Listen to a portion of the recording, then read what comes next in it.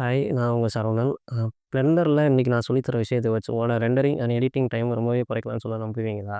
நீங்க என்னென்னமோ பேசுறீங்க, எனக்கு ஒரே குழப்பமா இருக்கியா. வாங்க எப்படின்னு பார்க்கலாம். பிளெண்டர ஃபர்ஸ்ட்டு ஓப்பன் பண்ணிக்கோங்க. பிளெண்டர்ல நார்மலா ஒரு ஆப்ஜெக்ட் எப்படி நம்ம டூப்ளிகேட் பண்ணுவோம்? ஷிஃப்ட் டி பிடிச்சு டூப்ளிகேட் பண்ணுவோம்.